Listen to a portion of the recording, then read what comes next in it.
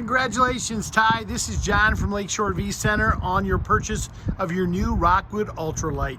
I'm going to be walking around showing you some of the basics on your new camper, just so you know how to operate some things. One of the first things to note is that you've got a deep cycle battery, or a couple of them actually right up here behind the front tongue. You have dual 30-pound tanks. There's an automatic changeover valve, which will select between both those. Righty-tighty shuts off the tanks, lefty-loosey will open up those tanks for you. This is your power tongue jack. This controls the up and down, and of course a little light here, so when you're hooking up at night, that allows you to hook up. Safety chains, of course, don't want to forget to use those when you're pulling down the road. You do have power jacks in all corners.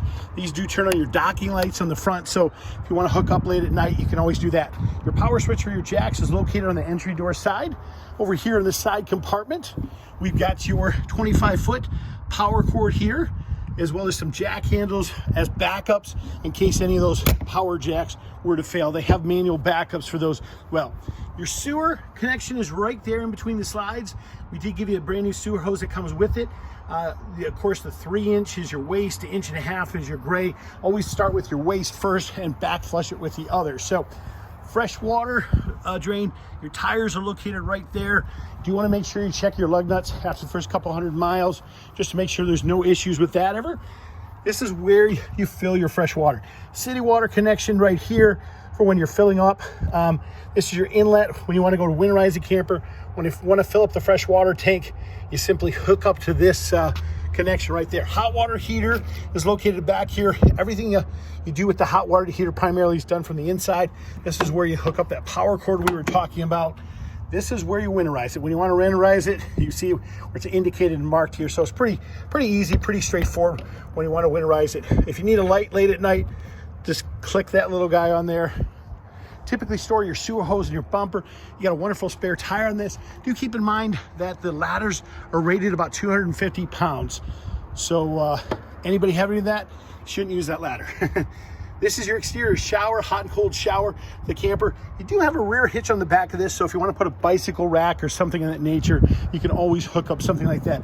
These are the jack buttons I was discussing with you earlier. There is one in front and one in back for you to pop down your jacks, okay? Let's walk inside, show you some of the other basics. Your fuse box right by the entry door. The 110 breakers are for just that, 110. The fuses are for your 12 volt.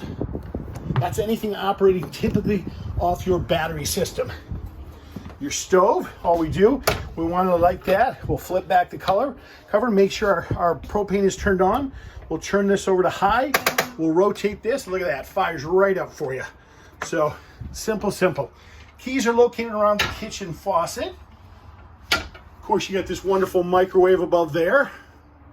I love your refrigerator. Ooh, still icy cold from when the guy's testing it out for you.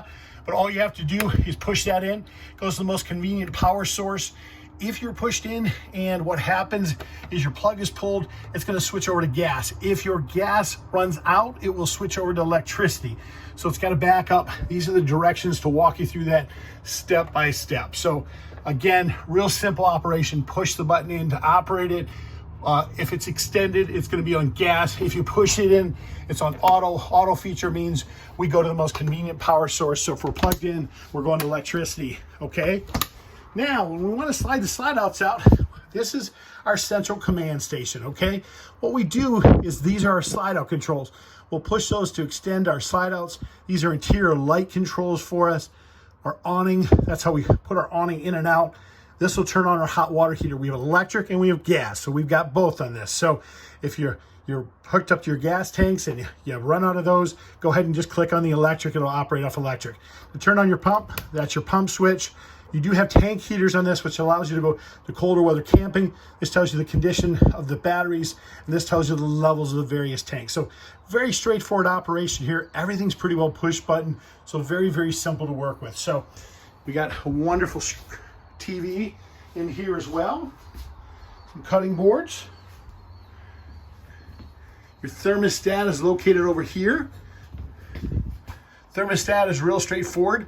We're going to hit the mode button. So notice a little snowflake that comes up. That's our air conditioning. We adjust down whatever temperature we want that set at for that air conditioning to kick on.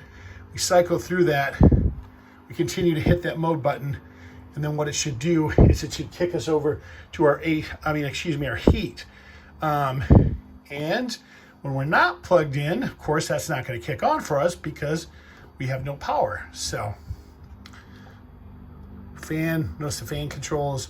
Now I just shut it off. So real straightforward, you guys.